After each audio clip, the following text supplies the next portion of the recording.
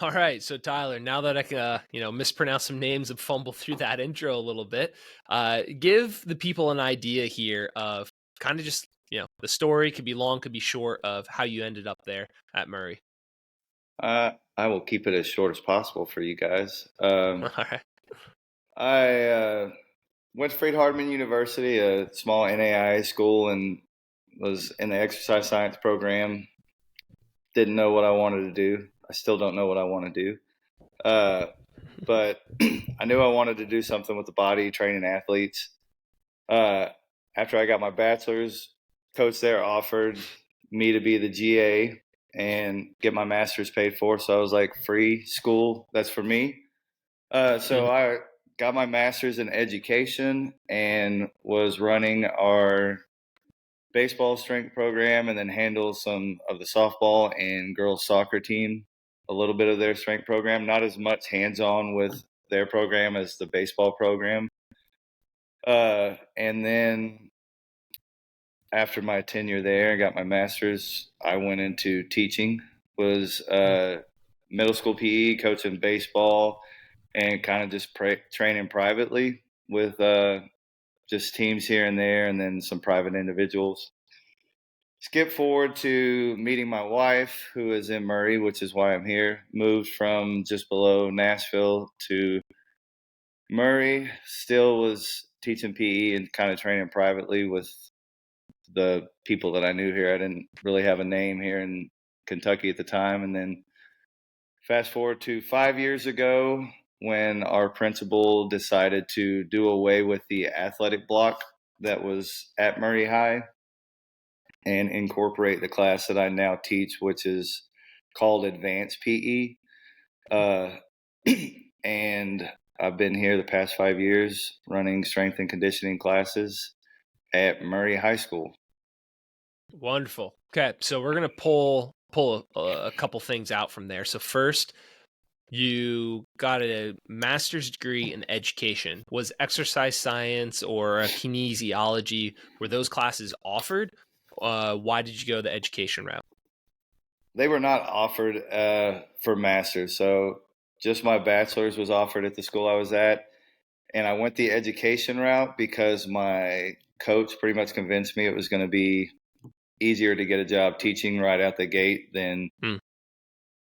And I wasn't very well educated on what the strength world looked like then, Okay. and I still really wasn't until I got to Murray. I wasn't on social media and then got on Twitter probably 4 or 5 years ago and saw that there are people out there that make a living doing the strength and conditioning. Mhm.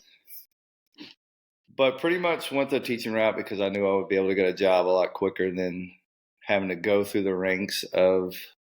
I knew after I left Freed that I had zero desire to be at the college level. uh, Okay.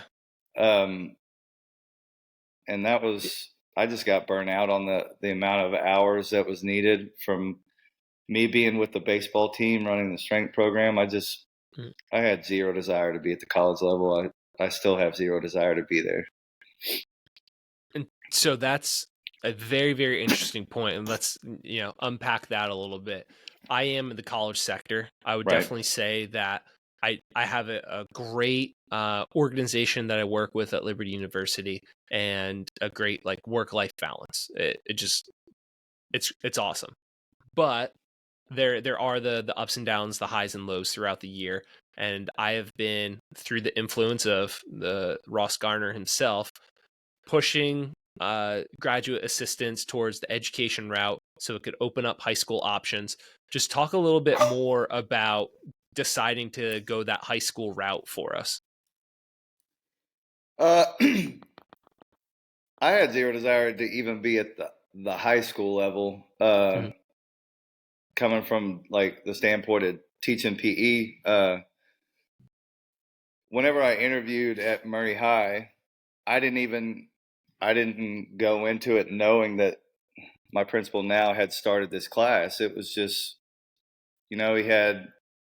I thought it was going to be your health and your regular PE class, Mhm. But at the time, I was driving 45 minutes to work. I loved my job. I loved the people I worked for at the school before Murray. So I kind of did it as, you know, I'm going to do this just in case. I'm going to go interview. I knew the principal that came in, that's my principal now. I knew him. He knew my background with training and stuff like that, but he didn't give me a heads up on what I was going into. So I sat down in Mhm. the interview and he's like, well, this isn't your typical PE health. You're going to be training athletes and you'll have some kids that aren't athletes. He's like, this is my vision. This is what I'm trying to do with it. So whenever he said that, I was like, all right, I could be at the high school level if I'm doing that type of work Mhm. because for the most part, I'll have kids that want to be in that class. Uh, but other than that, I like if it was regular health and PE, like I had zero desire to be at the high school level and teach that subject. Mhm. uh, just because my experience, my student teaching experience, I was at the high school level doing that, and kids didn't want to be involved in Yeah. playing games and stuff like that. So when he said this is what we're trying to do, I was like, yeah, I could definitely do that. And I guess the rest is history. We've built a pretty good program, and it's a lot of thanks to him and his vision. Like I had zero idea that that was even an option, and it's not as prevalent here in West Kentucky as it is. You get some private schools in Middle Kentucky and up on the state line by Ohio. There's a lot of, well, not a lot, but quite a few more strength coaches doing their thing during the day uh, than I was aware of whenever I went into this job 5 years ago. Uh, but I love my job. I love the people I work for. I love my group of athletes that I have, and uh, yeah. Would you say that you were extremely intentional and kind of cultivated your undergrad education into your master's into going the route that you're going down now? Or was it more of just like these things just kind of, not to say they fell in your lap, because obviously you worked to kind of get to that level, but like, could you have planned this? Could you have repeated this?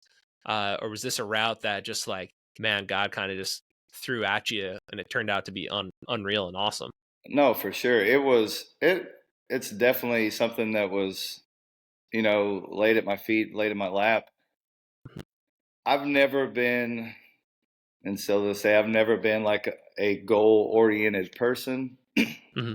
I've always been just, I want to do the best I can at what I'm doing. And I feel like that's going to open up doors for me and kind of present situations that will be challenging and hopefully make me a better person. So I would definitely say, this kind of fell in my lap, the situation, and I've tried to make the best of it. I think we're doing a pretty decent job so far. Okay. So I set you up for this. You and I had a very similar start, in my opinion. So my job here at Liberty just fell into my lap. I met one of the hockey coaches at a CrossFit gym. He said, "Hey, apply for this job." Didn't really know what I was doing. It fooled everyone in my interview. All of a sudden, it's just here. I still put the work in to be able to kind of earn that position, but I didn't really know what it was about when I kind of signed on the dotted line. Almost seems like you were in the same route where, hey, I'm going to take this job, and then the principal explains like, here's my vision for it. So that's how you kind of entered into it. But you kind of saying, yeah, it just kind of happens, whatever. I don't necessarily agree with, because now you stand as the director of Kentucky. I have to get all these letters right. NHSSCA. It's a mouthful, So man. yeah, I know it's too much. So talk about like why are you doing that? And then once you kind of say that, and you're super being humble, then get unhumble of, are you just like, hey, I want to be the best and I want to attack things? Like a regular person doesn't just want to sign up to be the state director. So how did that come about? And then what is it about you? What's driving you to do something like that? All right, good question. So I got pretty close with Logan Neff, who was the former state director here in Kentucky. Great human. He was at Beechwood, which is right there on the Ohio state line, and he left to go to a school across state line. I believe it's Indian Hills now. That's in Ohio. So we were at NatCon last year, and he had already, I guess, known that he was going to make that jump, and he got with me and Mike Winkler, which is our regional director, and just asked if it would be something I was interested in. So I thought about it, and there's no pay involved with it, but I enjoy what I do, and I guess the reason I took it was to try to challenge myself, put myself in an uncomfortable position, one that I probably thought, I'm going to have to work a little bit, get out of my comfort zone, and essentially try to be just better, learn a little more about what I'm doing, connect with other coaches, grow the community in Kentucky. Because I still think there's a lot of coaches in Kentucky that need some light shined on them because they're doing good work. So I guess branching out and growing the community of Kentucky and learning from some like-minded people is one of the reasons I took it, I guess. Okay. Is that a good answer?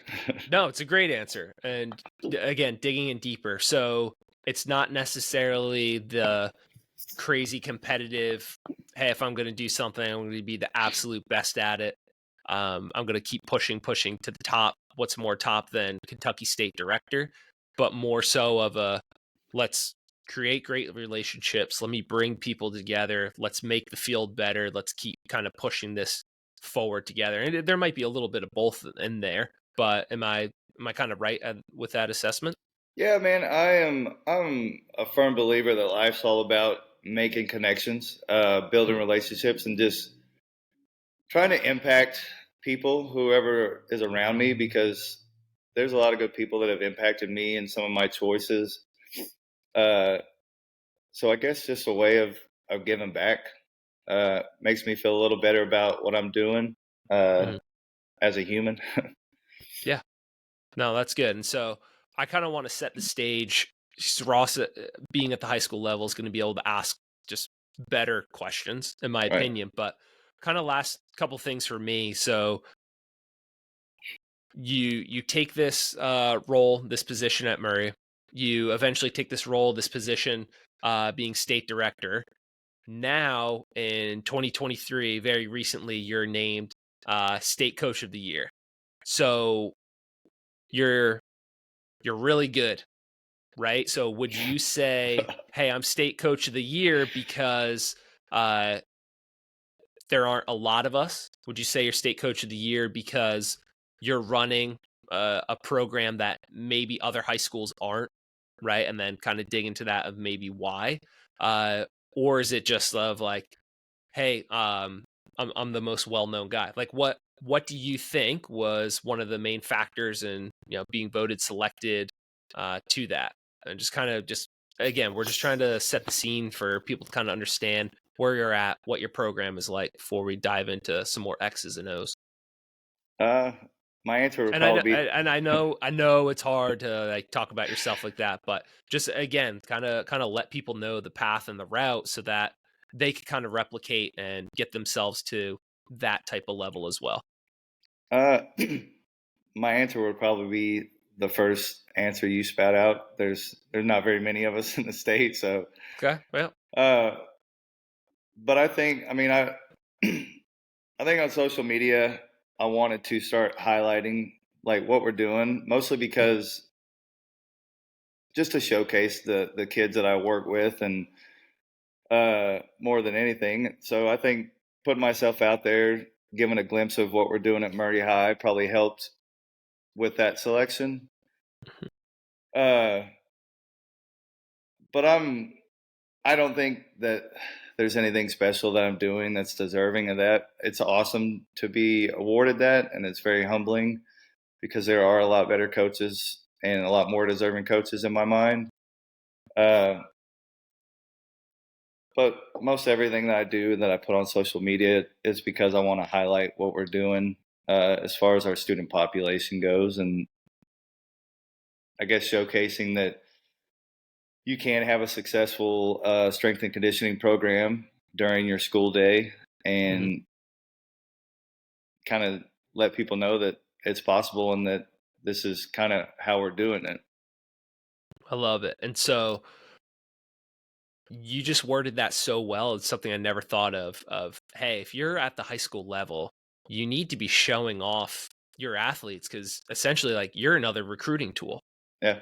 Right? If I'm a college, I get to see that. It now makes sense of why every single coach is retweeting their kids, blessed to receive a D1 offer, right? Like, okay, I never thought of it that way of like, yeah, you're highlighting these young men and women who come give you your blood, sweat, and tears, give you their blood, sweat, and tears to kind of be able to, promote them, push them out where when all of us were going through high school, like that wasn't really a thing. No, I it remember wasn't.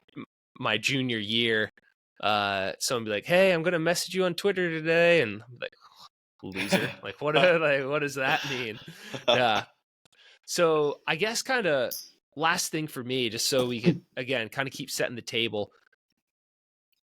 Is there, hey, I didn't have this when I was younger, and I wish I did, and so that's why I pour so much into these kids to give them the opportunity I didn't have mindset? Is there a, man, I'm just competitive and I want to win at everything I do mindset? Like what's kind of driving and motivating for you? Because stepping in the weight room every single day, coaching your butt off with a lot of kids who most of them have other things kind of going on. They might like, it's hard. It's a lot. And you have to really, really love it. So where's the love? Where's the passion? What's the drive for you every day? Uh, I am competitive. I'm not competitive on that realm of things that I have to be the best. There are certain aspects that kind of carries over for me. My wife is more that way, where she wants to be good at everything she does, and she usually Mhm. is, and it's annoying. Uh, but mine more is I didn't have that. I didn't have that in high Perfect. Yep. school, and Mhm. I think it's a blessing not only for our athletes but also for our coaches, to our sport coaches. Like they don't have to deal with that part of Mhm. playing high school athletics. They trust me with all their athletes to get that side of things done, and then they can just go get better at their sport, which is how I pitch what I'm doing to those sport coaches. And I've been there for 5 years, and I've got everyone on the same page as me, and it I think it's a blessing in that aspect that they don't have to worry about that. Mhm. Uh, but ultimately, like we're not sending a bunch of kids to the next level to play sports year in year out. Uh, I'm I'm just trying to show how a lot of these kids how to take care of themselves and Uh, hopefully train athletically for the rest of their lives. Because the older I get, like I don't give a shit about how much weight I'm moving. Like I want to feel good when I leave the gym. I want to be able to go play a pickup game of something and mhm. not regret it for 3 days after. And I hope that no, that's my hope, is that a lot of them will take some of the stuff that we're doing in their 4 years with me and continue to carry that on. Because I know in high school there's a lot of stuff in the subjects that that I was in that I don't use that now.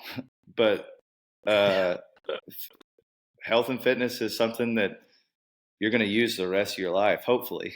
uh, Mhm. and that's one of my biggest takeaways from it, from the class that I teach, is that I'm trying to instill some healthy habits for their future, and so they can take care of Uh, themselves and on down the road, and hopefully impact someone else. goes back to the intro of if you want to make a big impact on people, there's no better place than the high school level. And having coaches like yourself who have the heart and the passion and are pursuing high level excellence, yeah, you're going to have that. To touch on what you said there, when I was going through high school, I thought my whole life was just going to be triangles. Like I'm going through geometry class and like, man, I got to know these triangles because they're really hitting home on it. And I'm going to be making dinner based off of triangles one day. So yeah, I would definitely agree. There's a couple subjects that maybe didn't quite hit home. But Todd, thanks for just giving that like explanation of here's who I am, here's how I got here, here's what kind of motivates me, fires me up. I hope to get or get a little less humble as we get into the X's and O's here with Ross and really like, hey, here's what we do, here's why, because this stuff works. So yeah, with that, Ross, kick it away. We know the man now. Let's pick his brain on some training thoughts. All right, Tyler. So, and you touched on it. You've been at Murray for 5 years now, and the job fell in your lap, however you want to phrase it. What has been the steps for you, kind of what you've learned here these first 5 years of setting up your program? When you first get there, we're all figuring it out. I'm 7 months into this job in Texas. You're still trying to figure out everything that you got going on. So, as you've progressed, what have been those kind of steps in growth, and what have been the things you focused on in order to establish that program? I've said this every time that someone's asked me about that. So I was not used to running a weight room full of 30 plus kids. Of course, my first year I think my top class was like maybe 17. But even then, like I was used to managing middle schoolers, which is chaos in itself, but not in a weight room.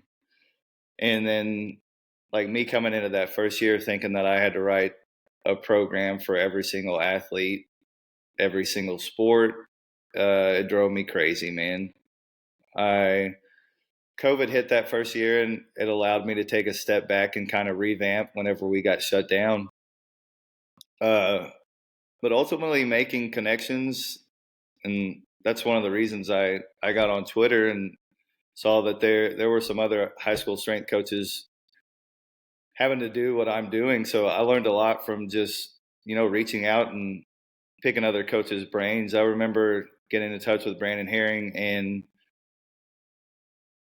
I think we spent like an hour and a half on the phone going over like what he does and how he manages his groups. I'd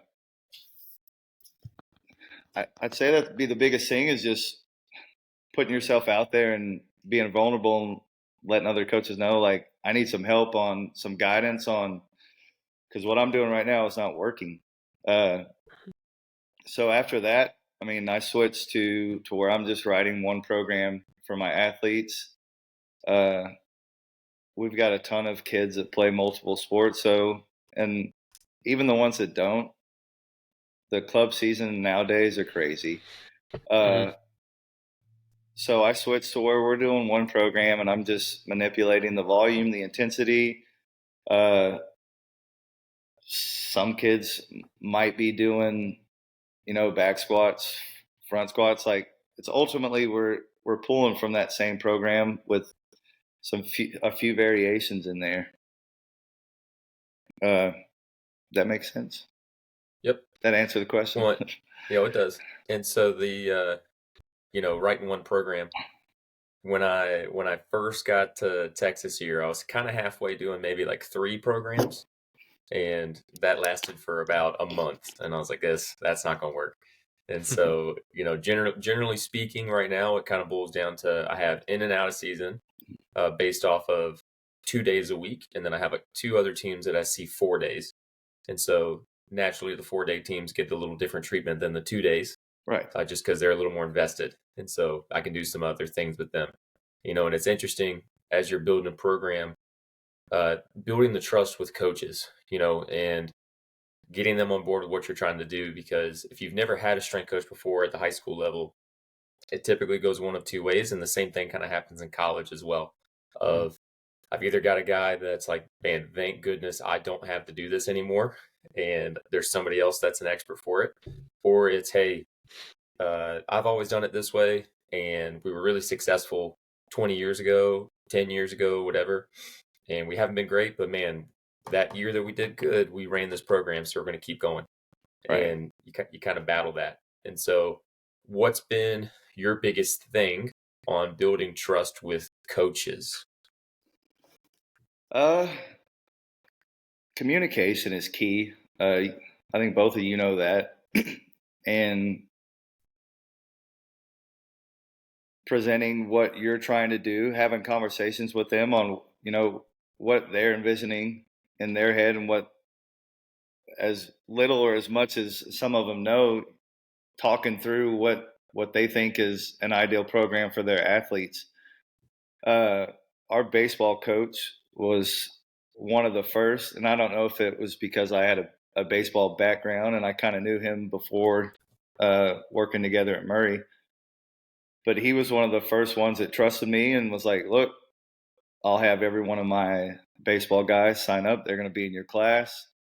And I guess just a trickle effect from there that, all right, well, baseball coach is trusting this peon to handle his athletes. So then it was a soccer coach. And then just a trickle effect of like, just getting one coach to trust me, communicating with them, and the other coaches realizing, all right, well, this guy knows a little bit about what he's doing, and he's getting some pretty good results. My guys seem to enjoy going to his class. The last sport that was on board was about a year and a half, 2 years in almost, was football. And I don't know if it's, I think with football, you get more of that mentality, Ross, of we won, doing what I'm doing. And some of the programs I've seen for some football guys, it's just like, you didn't win because of this. Like, you won in spite of this crazy training you're doing. But I finally got the football team on board, and then was handling their summer stuff, and then the head coach and the head assistant coach decided to go to other schools. So here I am starting this process of trying to win a new football coach over, and let me handle his athletes. And it's been a process, man. Football is one of those you kind of have to, it's a lot of give and take with them, because there is that background of, we're going to hammer the weight room and that's all we're ever going to do, and this is why we win. So it's a lot of give and take with the football for me. Kind of doing some of what they're wanting and still being able to put my own twist on it, or be able to check other boxes that are getting overfilled with them. But as of right now, I'm sitting in a pretty good spot with our sport coaches, and we've all got pretty good relationships, communicating wants and needs. So, yeah, man. And I think the reason why you get some football programs that are like that is because football is 90% preparation. You're only going to play 10 to 16 games in a season. True. Yeah, and so you've got all this time to prepare. And when you spend that much time having to practice and lift and stuff, man, you know that there's going to be a bigger influence on the end result. So you get, that's a unique situation for football, where every other sport at this point, it's year-round club, it's a much different thing. And so I think that's why you battle that with football. I've been blessed for my last really 3 locations where my football coach has been great. The one that I have here in Texas, I'll ask him stuff, and he's like, man, whatever you want to do. that's like, awesome. Just give me a thought. Like, what do you think? It's a good problem to have. And so, nevertheless, and so Tyler, we've touched on a little bit. You're building your program up, how you're building your trust with coaches here. With that, what has been it could be currently, it could be years ago, what S&C coaches have kind of influenced you along the way to get your lens here, and then we'll kind of dive into the X's and O's. So I made a little list looking at the questions we were going to ask. I've got a list of people that I don't know personally that I just kind of follow, never had conversation with. Vernon Griffith does some good stuff. Max Marzo, he seems like a lunatic, and I love it. He just doesn't care. He does a lot of very athletic things. He's not afraid to try like different things out. I love that. Alan Cousins, I don't know if I'm saying that right or not, but he dives into a lot of the HRV training, conditioning stuff that I've been going a rabbit hole down. Andrew Flatt, I don't know how to pronounce this guy's first name, Pratik Patel, that deals a lot with nutrition stuff and the sports performance. I think he used to be with the Giants. I love Danny Foley stuff. I love how much he explores just different ranges and a lot of unique stuff he does with the landmine. Jonas Dodu, and then James Clear and Steve Magnus from just I guess a leadership and doing hard things perspective.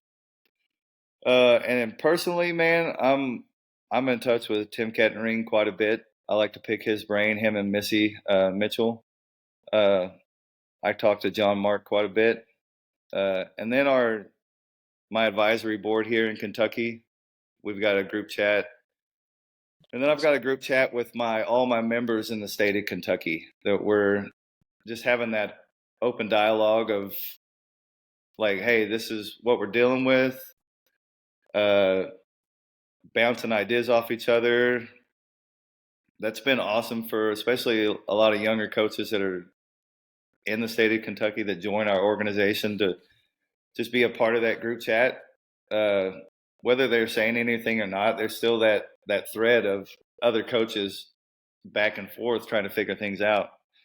And I don't know if you've ever heard of Nutsack Nelson. I get a lot of valuable information from my homies in that group chat. And Brendan Thompson's helped me quite a bit with sprint stuff. I'm sure he gets tired of me texting and blowing him up, but a lot of those people that I mentioned have kind of shaped and steered what I do with my programming, with my athletes, and then kind of individually what I do with myself to take care of myself. Yeah, I think Chris and Blair can appreciate how much I text them back and forth because I got nobody else to bounce ideas off of. So they're always just getting a random thought that pops in my head. Perfect. It is, daily. man. Question on that group chat for your state of Kentucky. Is that via text or is that an app? Like, how are you guys doing that? All right, so I was with. If that's a text group, that's gonna. No. I was with. I did the conditioning cohort with Tim and Missy, and they had a group chat on WhatsApp, and that's a platform. That's a platform they use. So whenever I became director, I was like, man, it would be awesome if I could get in touch with every coach we have, whether they're part of the NHSSCA or not, just a strength coach in the state of Kentucky. So I talked to my advisory guys, and they were like, this would be awesome. I don't know how many of them would want to have to download another app and then keep up with that. I was like, well, it's going to be a lot better than text because I think text chains only go to like 20 people. And then you get the bum in there that doesn't have an iPhone that ruins the whole iChat. No offense to anybody that doesn't have an iPhone. But we got it together. I sent emails out to every AD in the state of Kentucky. I had a list with our within the NHSSCA of members that were current, old members, inactive members, and I got in touch with them. And I think we're currently right at 40 coaches that we have a group chat with in WhatsApp. Awesome. And it's open dialogue. Coaches asking questions. I had one of our coaches in Louisville. She reached out to me the other day. It's her first year on the job, and she's dealing with a lot of frustrations with sport coaches bringing her programs and like, this is what I want my guys to do and this and that. So we set up a call, and we talked for nearly an hour, just kind of what the process looked like for me, and kind of made her feel a lot better that she was headed in the right direction. She just kind of needed to stand behind her principles and not give in. So the group chat with our state's been pretty awesome. For me, awesome. getting to know those coaches and just had open dialogue. I love it. Yeah, thanks for explaining that. And it sounds phenomenal, right? Like that sounds like such a brilliant thing. Trying to head that way, so Yeah. No, I love it. That's good state directing right there. Attaboy. All right, Ross, keep her going. Sorry, I'll keep derailing You're us. good, man. I love it. I love the banner. No, that was a good question. I was thinking the same thing because that's a heck of a lot to manage. That's super smart though. Mm-hmm. So, Tyler, you're in a pretty tight space there in Murray. I've seen the room. You've talked about it before. You're sprinting in the hallways. Can always appreciate that. How do you typically kind of break up your weeks and your workouts in order to get the flow in and the sprinting and all that good stuff? I'm sure my principal is tired of me talking about how little my weight room space is, but my dad always said, if you want the world to move, you got to push it. So hopefully I'm pushing enough to where eventually I'll get me a nicer space. And that's my only bugaboo. Like we have our main gym set up, and then we have that long hallway that you see us sprinting in. And both of those are ideal locations. Like I couldn't ask for a better setup unless the gym was turfed over. But I love that my principal allows me to use the hallway. Like we have tape down for yard markers, and he's never once asked me to peel that up. Like it's never even been a question like, hey, Franklin, I need you to get that tape up off the ground that says 10 yards. Like it looks gross. Like not once, not nevers. But where we're at currently, I feel it's been really great for us this year is we go to the weight room Monday, Wednesday, and Friday. And Tuesdays and Thursdays, we don't go to the weight room at all. We're in the main gym and either running or jumping there in that the big hallway that we do all that stuff. And it has worked out pretty great for us this year. We feel good for the most part. All of our athletes do, and I feel like our numbers are still steadily improving. My Monday day is kind of an upper body emphasis. I think last 9 weeks we would do sled sprints on that Monday to kind of get our legs back in the game after the weekend. But I don't do a whole lot of lower body on Monday. So when we run our max velocity sprints on Tuesday, they're somewhat fresh unless I have my gym bros going and smashing legs on Monday. But for the most part, and that's what I tell them, even the ones that go and do stuff outside, like save your legs for Tuesday. Go smash them on Tuesday night or Wednesday. And it's been pretty good so far. I still have a couple kids that come in like, my quads are so sore. Right? I'm like, come on, man. Like, that's the one thing I ask, just be fresh for Tuesday. But Tuesday's our max velocity day, and we usually pair that up with our vertical jumps. Wednesday, we do a work capacity day. Last 9 weeks, we would stay in the gym and kind of do a cardiac output day to where we're just getting some low intensity stuff, trying to get those in-season athletes kind of back into a parasympathetic state, recovering from any games they had Monday or Tuesday. But we moved to the weight room this 9 weeks, and we're doing kind of like an EMOM where we're working on the minute every minute. I've got 4 different exercises that we do. And the main goal for that, especially my out-of-season athletes, I want them to work hard, get their reps done, and then try to recover from that before the next minute hits.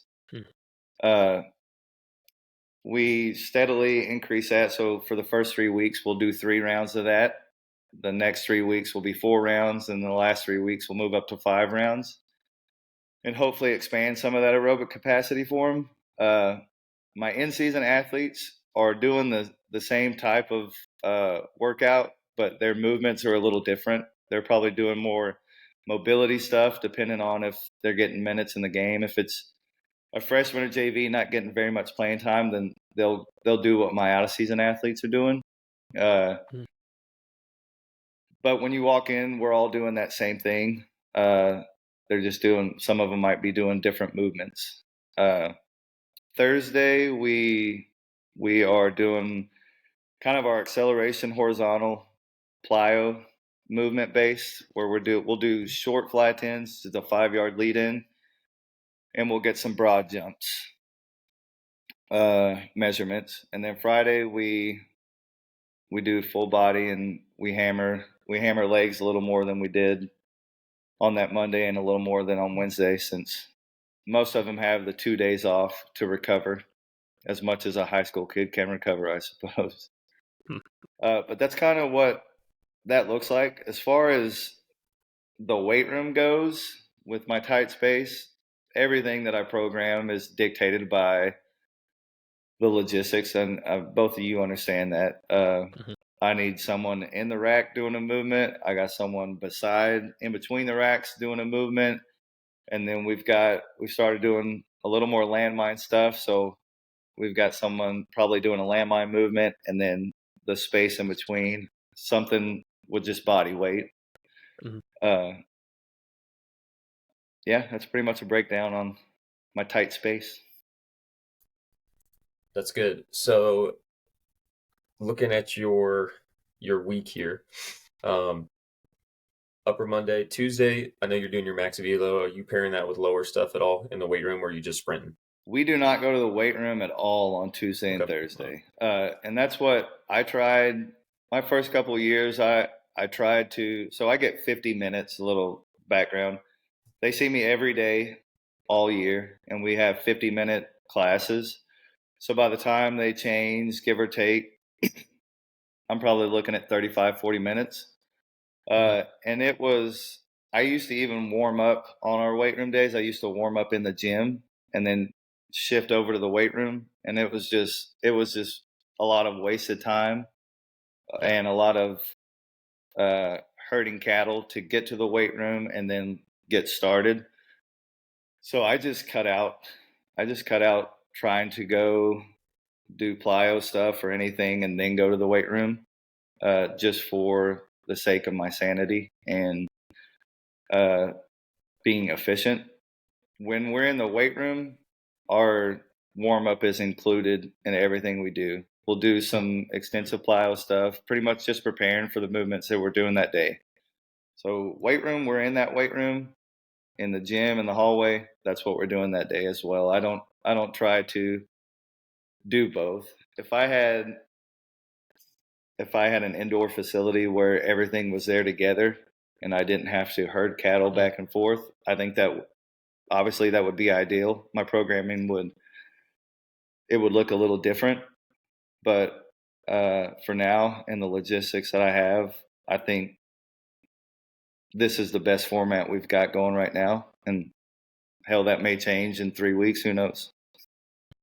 For clarity, Tyler, so you're saying weight room, you're saying gym, like the basketball court, wood floor, sorry, all that? sorry. Yeah. No, you're good. No, yeah, and the basketball gym. And you're utilizing the gym and the hallway for your kind of like sprint plyo, so sprint in the hallway, jumps, and whatever else in the basketball gym. Yep. So just again for clarification, third period, you're sprinting kids in the hallway. I'm taking an English test. I look up and someone's ripping by, hitting a max velocity. All right, so we're away from the rest of any classrooms going on. So okay, yeah. All right. So the hallway that I speak of is not like. I'm thinking you're going down the history wing, you know. So, like no. And if I had to, I would. The Revolutionary War. But like I said, I'm pretty blessed with it comes to, like, we have our main gym, and then you walk out double doors, and I guess it's a foyer type area. You got the concession stand, you got bathrooms, and then keep going a little bit, and then we've got our weight room. Okay. Now our special ed department, like, bless our special ed, we have a great relationship. I see their kids Her kids come to my gym. They're in my class. They're doing some stuff too. But like she is right there by our weight room, and Oh, wow.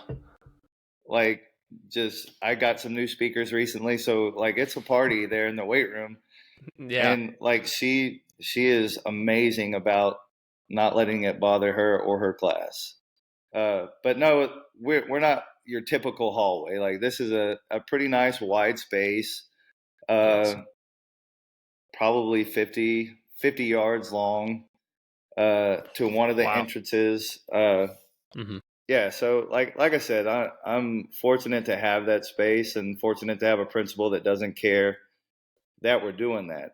But anybody that's associated with that school knows what goes on right there. Like any Mm-hmm. teacher that walks by to go to the copy room or workroom right there, like They know. Well, they're double check. acting like they're gonna run some sprints. I'm like, your ass ain't gonna get out here and run with this, but it would be awesome if you did, you know? Yeah. I love it. And then are there other phys ed classes going on in the gym while you're running these kind of like athletic periods? So we do have a PE and health guy that Okay. but we have an auxiliary gym. So he's Oh, perfect. during his PE sessions, which is the first semester of school, he Mm-hmm. does his PE stuff. He's on the complete opposite side of the school in the auxiliary gym, Mm. and then right now he's in health. So Okay. there's no overlap. There's no me having to Wow. share the main gym with anybody. Unless we have like some career fair set up or picture day is a pain in the butt having to navigate that. But I mean, that's Yeah. 1 or 2 days a semester, so it's not bad. Wow. Okay. No, that's great. Thank you again for clarifying just Yeah, how is absolutely. all of this working. And yeah, you're bringing up memories of like going through health for like a quarter of the year, just sitting in a classroom like, this is awful. Like, No, what are yeah, we doing here? Yeah. Okay. Thanks. yeah. All right, so Tyler, you touched on you spend 1 day a week on kind of work capacity stuff, which I think is smart. I was at the tail end of my time in Florida because I saw those kids every day. I was starting to, 1 day a week we're working on work capacity. Mhm. Here in Texas is a bit different because I'll see kids maybe twice a week, and depending on when I see them, I will quite literally get 30 minutes, 2 days a week, including a warm up, quote unquote.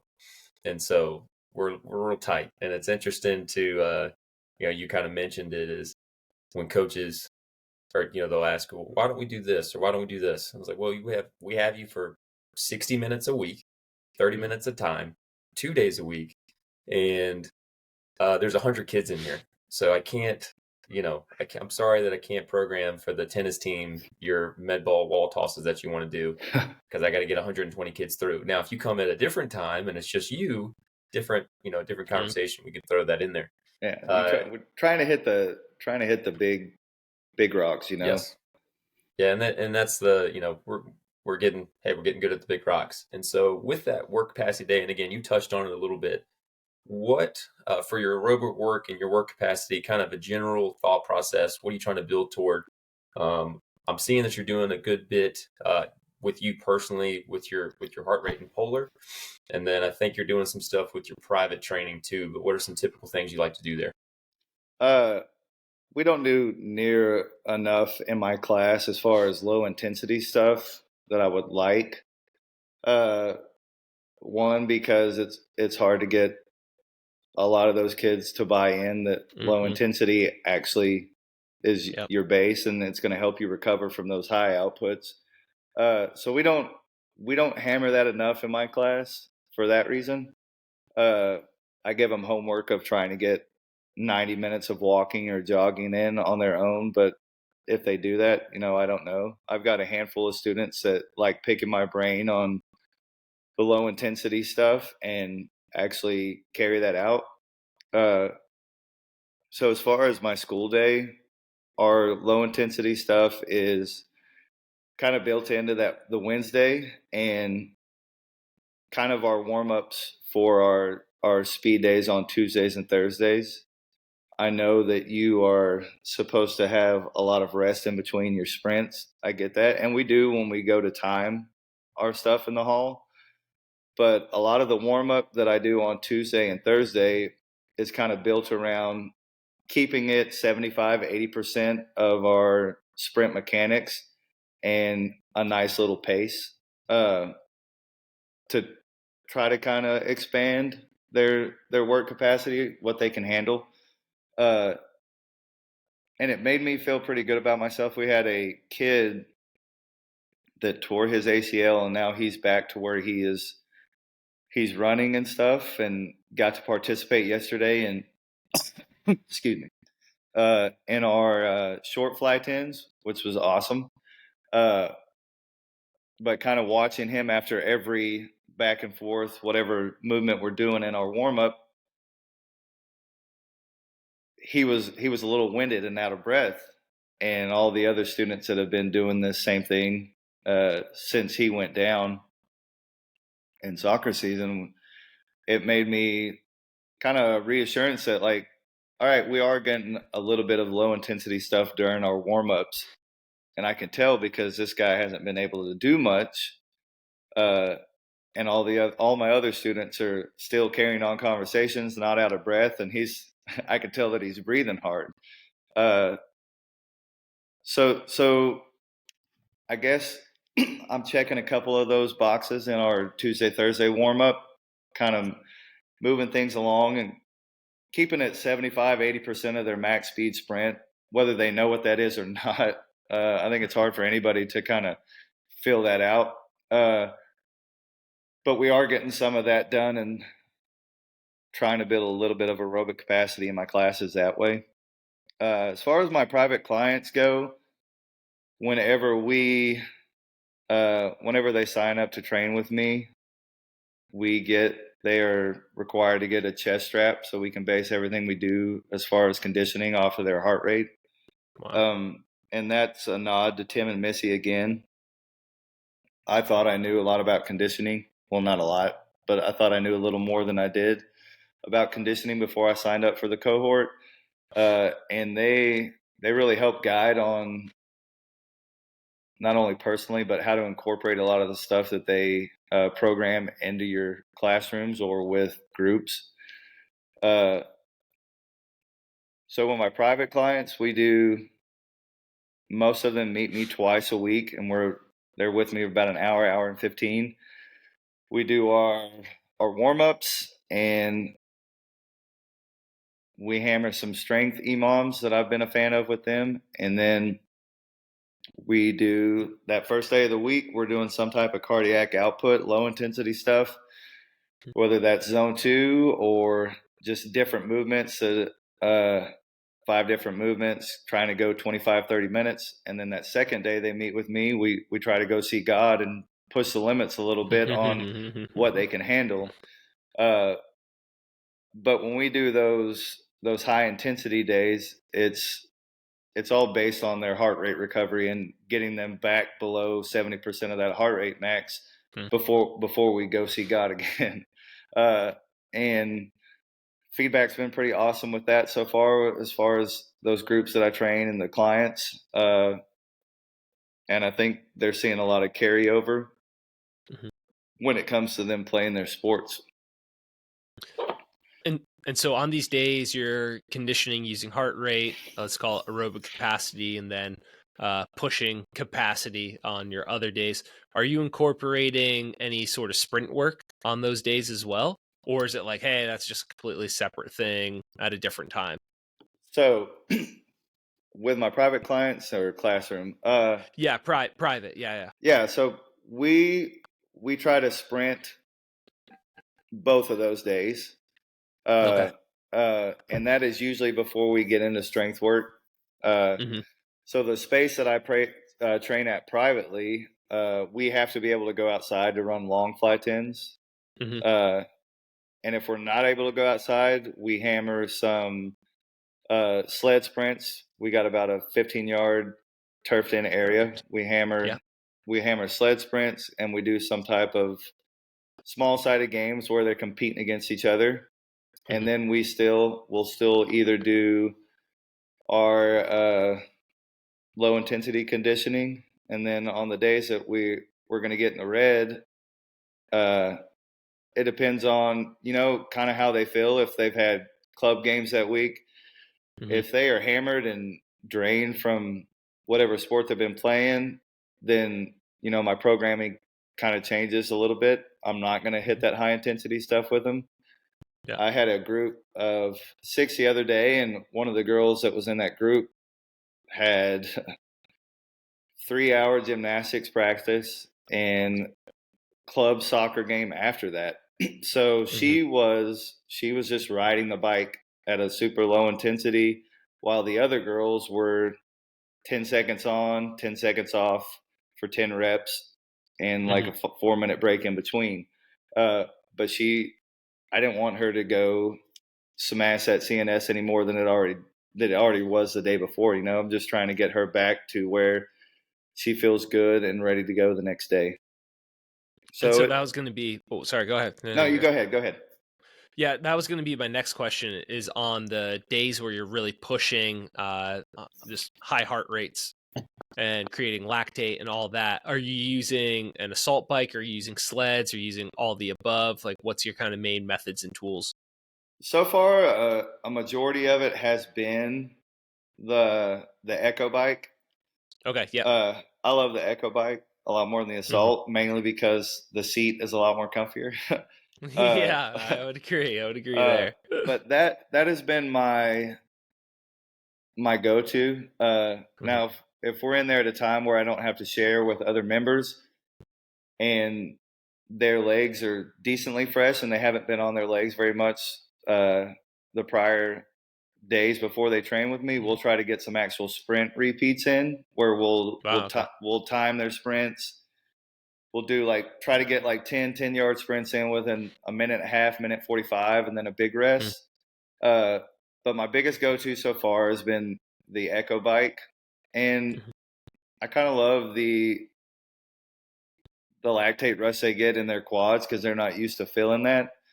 Yeah. And we're getting better at clearing that, and they're starting to see my legs aren't burning as bad today when we do these high intensity bouts. Sometimes we get on the rower, it just depends, but the bike has been my biggest one so far. With the bike, this is getting real nitty gritty here. Have you experimented at all with team sport athletes of having them stand while they're sprinting, or are they primarily sitting?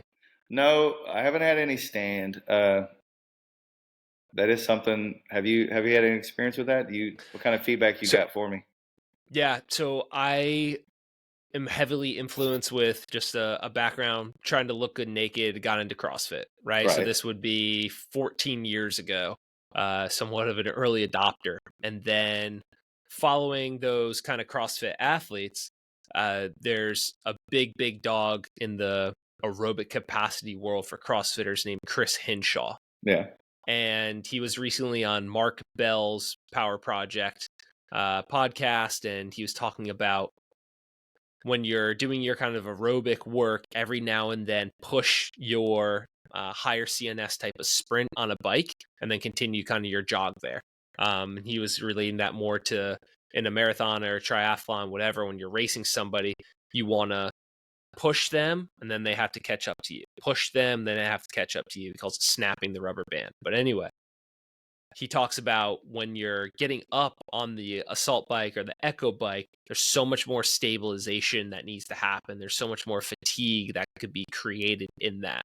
And yeah, it's just something I've tried to mess around with a little bit with my hockey players, but didn't know if that was something you've heard of, seen, have been messing around with at all. I have not, that's really interesting. And I might try to incorporate some of that with them and see what that feedback is. The group of soccer girls that I train, I just feel like they despise me on the days that I'm programming that type of stuff. But the feedback from them, I'll ask them what are we feeling close to how we do when we're going all out on the soccer field? And they're like, it's very close to what it feels like when we're at that point of I need a break. So I think we're doing some good stuff, and we're still getting some strength work under fatigue at that point after their strength work, if that makes sense. Kind of CrossFit protocol. And I was Yep. telling Ross before you hopped on, my wife is L2 certified and coaches Love at it. a local gym here that we co-own. Mhm. And one of the things so Murray State soccer girls, there's about 6 of them that have joined the gym that we're at. Yeah. And they have, like, Murray State has their own strength and conditioning coach that sees them. And so Mhm. I remember picking their brains one day, like, well, why'd you join Tribe Fitness if, you've got your boxes checked already with your strength coach? And they're like, this is a lot harder than what we're used to. And we like feeling that, like, we're really pushing our limits. So it got me thinking, like, there's got to be a way to incorporate some safe type CrossFit protocol stuff Mhm. and still get some benefit from these athletes that I'm training. So some people might call the stuff that we do, the AMRAPs and the EMOMs that we're doing in my private sessions, CrossFit stuff, but it's just a different way of training, I guess. Semantics. Yeah, it just is what it is, and you kind of hit the nail on the head there with sometimes athletes just want to feel that way. Yeah. And at the end of the day, like, compliance is one of the biggest factors. And if that's what they need to kind of feel good or feel like they're working hard, if you could dose it wisely, yeah, it's going to Absolutely. work. For sure. So again, like, early university, working out at a CrossFit gym, lacrosse players from Liberty, from University of Lynchburg were coming in, and now it's like, oh, okay, they just wanted a little bit more. They wanted a little bit harder. And yeah, if you give them that kind of right dose or stimulus, and a bike especially is just, it's non-evasive. It's not going to kill them. You could do it Right. wisely, do it smartly. Just helping them, I guess, find that limit that they're trying to reach, and hopefully expand that limit to where they can handle more of that. And I think we're doing a pretty good job of that with my private stuff so far. So I'm gonna keep doing it till it doesn't work anymore. Yeah, no, it works. I definitely get it, but I'll be interested. Yeah, try out standing I will, on the man. I'll bike get back with for you. me a little bit, and it just creates more fatigue because there's so much more stabilization Have you that occurs and tried it goes on with it. personally, like on yourself? Yeah, oh yeah.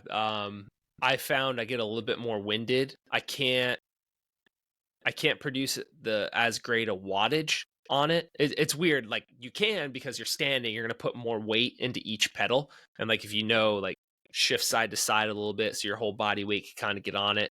But it does fatigue you out. So you could put out some good outputs, but they're harder to kind of keep them, and kind of harder to last. But I feel like, okay, this could be a little bit more sport specific if we're being honest. The Echo Bike for me, it's so weird. Like, my heart rate, like, I can be going all out on the Echo Bike, and my heart rate doesn't get near as high as, like, if I'm going to sprint for 30 seconds straight. Personally. Yeah.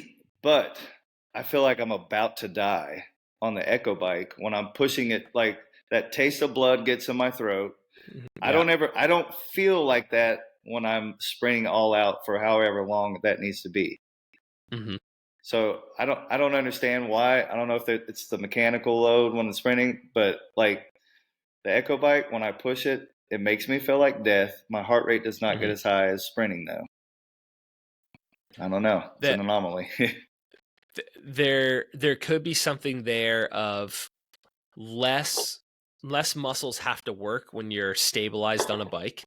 So they're not going to chew up as much lactate, right, and buffer out that acid as when you're running and everything's kind of moving. Yeah. So the running form pattern, especially when you don't have as great a joint angles in your knee and hip, which kind of locks the lactate in. Yeah. Running could potentially just be more efficient at clearing out the lactate. Therefore, you could hit higher heart rates because your body's not shutting down because your pH levels are off. You're so smart, Chris. Just kind of like a thought here. No, it's I steal everything from Chris Henshaw. Aerobic capacity, like, everyone's got to look that guy up. So yeah, potentially there. And two, like, working with hockey players, like they live on the bike in acid baths, so just a little bit of experience.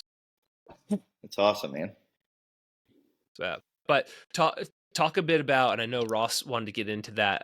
You're mentioning sprinting, and even, I mean, I know we're kind of hammering that capacity and, well, you know, doing higher reps and whatever else with a heart rate monitor type of days. But talk a bit about your sprinting. It's the sexy thing all over the internet now, which it wasn't 5-10 years ago for me.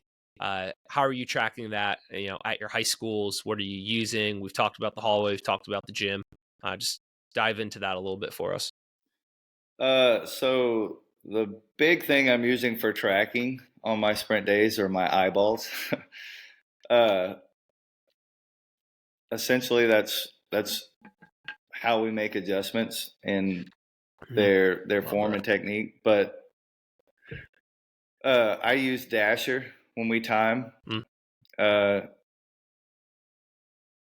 I feel like kids try a little bit harder when they know the times are there. But like I said, I'm using my eyes. I'll record as much as I can some of those kids for some feedback on mechanics. And I think both of you can attest that when a kid's actually seeing what they're doing instead of us just telling them, it's a lot easier for them to fix that. And I get a lot of athletes, when we're trying to fix things in our sprint mechanics, their times get worse and they get frustrated. Yeah. But I'm not worried near as much about that because I've had a couple kids come through where they're sprinting. Let's say they run their best is like a 103, and one kid comes to mind in particular, but his backside mechanics are just super long, and he's almost falling over towards the end of his long sprint. So we're constantly on our sprint days trying to adjust as much as I can with a big group of kids. Like, we need to be working on this to get us more upright when we're in that max velocity phase. And here in the past couple of weeks, his times have been like a 108, a 107. And it's hard to get him to understand, but you're a lot smoother 108 and 107. Like, your mechanics look so much better than they did when you're hitting 103s, almost falling forward, So it's hard to get those kids to understand, like, just stay the course. Like, we're making pretty big changes in your mechanics.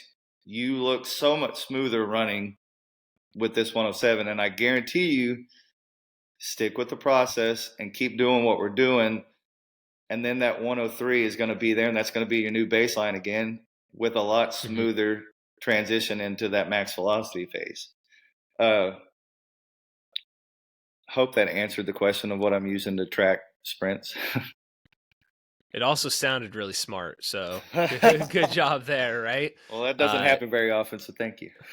No, I love it, and I just love the coaching wisdom there of, it might be a little slower, but in the long run, this is going to last a lot longer, right? Just even having that efficiency of better sprint mechanics, that'll last later into the game than the fall forward momentum based kind of sprinting. Well, and I can't tell you the number of times that I'll have a student come up to me and say, I'm not feeling very good today. I'm not feeling fast. And then they said a PR and they're like, that felt slow. I said, it felt slow to you, but it looks smooth to me. Like, if you're able to find that balance of just run, like, all the work you've put in, and just go run and not worry about setting PRs, and just be like in tune with your body when you're running, like, big things can happen. And like, it proves them like, oh, maybe I do just need to think smooth the whole time instead of trying to go as hard as I possibly can every time. And that's such a perfect word to use, because again, even like at the college level, I have that all the time. When I'm tracking my sprints, I always ask, how did that feel? It felt slow. Did it feel slow or did it feel smooth? Because you just said a PR. Oh, I did? Yeah, right? Like, it happens all the time. And even that translates on the ice with hockey. And so it's got to translate to, the field, the court, wherever, of the smoothest skaters are the fastest. The guy that looks all crazy, like, that's the slow guy. They're trying to trick you with effort. Yeah, like, there hasn't been very many times where I'll have a kid come and say, I'm going to set a PR today, and they set a PR. It's the days that they're not expecting to do anything. They're just coming to get their work in, just run their stuff the best they can. And that's usually when the PRs happen, not when they're trying to go set them, Yeah, when you tell those kids to run at 90% and then they set a PR or they run faster, they're like, what just happened? Like, what just happened? Like Coach Frank knows a little bit. Yeah. As soon as when I did that a couple times in Florida, because I ran way more sprints with those kids just because of the setup, right? And but hey, just run this one at 90%, just see what happens. Okay, boom, faster. They're like, no way, and then no way. This whole and there was one kind of drastic example of a kid that when we started, he ran like a 5.1 40-ish, and then he ended up being at a 4.7 something. But when he started, his feet were just super heavy and just would smash the floor. I mean, smash the floor. I'm like, dude, just relax. Just relax for a minute. And then, long story short, he built it up. And then you're running across the gym and now he's just floating and it's just smooth. I'm like, thank goodness. Yeah, thank goodness. Okay, so Tyler, this will be the last question for me kind of as you finish up, and Chris might have some follow-ups here. What's the latest thing you're into training-wise? Like, what's got your attention? What are you trying to learn more about? Personally, I've been using the sandbag quite a bit. It makes me wish that I had one for every rack in my classes. I don't have one light enough that I could use with my clients, but I love just the functionality, the diversity that the sandbag has to offer. As far as with my classes, I've been really big into trying to move our spine as much as we can in different directions. We do a landmine, I call a landmine side press that I saw from Danny Foley, where we're kind of just going this way with it, getting to that end range, and then getting as much more we can out of that spine, bending that way. I had some back issues back in the day, and I still deal with them here and there, but they have decreased so much the more that I'm just moving my spine as much as I can. I hate that it took me so long to figure that out, but I'd say the sandbag is, I try to use that sandbag every time that I'm doing any type of strength work for myself. And then just moving our spines in my classes. We started doing some overhead and med ball side bends too on our warm-ups, weight room on our sprint days, big body circles, just moving all the directions we can under a light load. Come on with it. But nothing groundbreaking. That's groundbreaking. Come on. Let's have a discussion here quick. Ross, you hear the word sandbag, like I have my thoughts and I'll get to them here in a second, but like what are you thinking there? Wedding crashers. Yeah.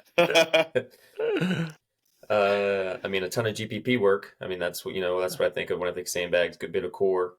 The different carries and stuff we can do with them is something I used a good bit with wrestling when I was at Liberty because we had them. That sort of grip strength and whatnot. And that's what's coming to me is again in that GPP fitness type of stuff that a lot of young kids need. So years ago, I got exposed to the USA Women's Olympic coach and strength conditioning coach. The strength conditioning coach is actually Jimmy Radcliffe. So it was a really sprint heavy program. I loved it. And then the coach said, yeah, we didn't touch upper body, but we were using really, really heavy like steel balls and stick handling with them. So yeah, you're going to build up absolute, strength specific to the sport of hockey. And somehow or another, I just got this thought and theory of, what if we just train upper body with all med balls, all rotational, all movement, all throwing? Because at the end of the day in sport, you're going to be going maximal power. There's some sort of release with it, whatever else. All the rotation kind of involved in it. So as great as a bench press is, as great as, you know, a landmine press and everything, all those things I love. What if we're standing 3 feet from a wall with a 30, 40, 50-pound med ball, and we're trying to release it, one arm kind of punch it into the wall? And what if I'm right up against that wall, side facing, just with a 50-pound ball, ripping it into there? Like, the amount of core and the amount of, let's just call it force absorption, so that ball is hitting off the wall and I need to catch it and stabilize it. And I just keep thinking of like combat with, again, everything's through a hockey lens through me. Like, they're fighting each other up against the walls. They're fighting each other in front of the net. Same thing with, you know, football. It's combat right there on the line. So yeah, I've had this thought theory and I've talked about it for years. I've never done it. Like, I've never pulled the trigger, but even just yesterday being in the weight room at Liberty, Ross was referencing, we have 170s, 50-pound medicine balls in there. Oof. And every now and then I just think, like, man, this could be it. This could be something for the future. Do your chin-ups, your rows, your TRX stuff for your pulling exercises, and then just all, you know, med ball throwing, heavy sandbag type stuff to just make it all transfer. Have strength that will take you outside of the weight room and onto the field, court, ice, wherever. I love that, man. And one of the holdups, I guess, incorporated in my class is, first of all, getting the funding for the sandbags, but the logistics. Where are you going to put it all? How are you going to get all this money? Yeah. And then I guess figuring out like different weights, because I mean the plethora of students, Yep. How do I don't know what size sandbag, and removing some of the weight out of it to let it meet some of the needs of my weaker athletes. But I think for sure, like, a lot of my students would love to have that incorporated. It's just a matter of, you know, getting those logistics figured out and then going from there. But I think I'm a huge fan of the sandbag, and the med ball stuff you were talking about would be legit. I don't know how long my students could go without bench pressing. Yeah. Like, I couldn't care less about bench press, but they love it. Like, we're not even doing barbell bench right now. We're doing single arm dumbbell bench 6-9 weeks. And even my gym bros that are hitting like barbell bench outside of my class are like, when are we doing bench again? I'm like, I know that you're doing bench press on your own. So like, I don't care that you're not getting it in my class. So come in rounded forward. Yeah. I'd love to incorporate the sandbag at some point, but who knows when that'll be. Yeah, it's all the great ideas, but limited on space, limited on resources, the logistics. Where are we going to store them? How are we going to use them? Different weights for different people. Yeah, it's that again. That's why the barbell is so great. It's 45, right. 35, 10 pounds. You could add weight, take it off. It works for everybody, sort of thing. But yeah, it's could be limited in some capacities. True. So yeah, Chris, I totally forgot you had that whole theory and thought process from years ago. As soon as you started talking about it, I was like, yep, I forgot he had this thing. I love that. I was working out yesterday over at our complex weight room, doing monkey bars, you know, doing some overhead work, and I was like, man, this could be it. This could be something.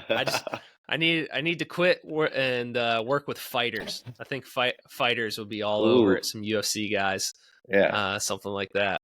That'd be interesting. Day. That's my retirement plan. I have faith in you, man. You can do this. yeah.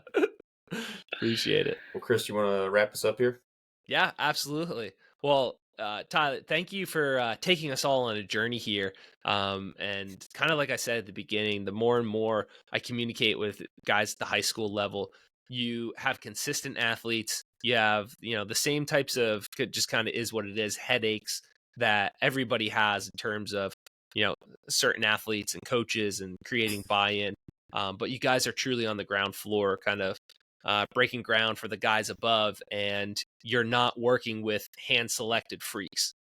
So when you figure out something that works, it definitely works.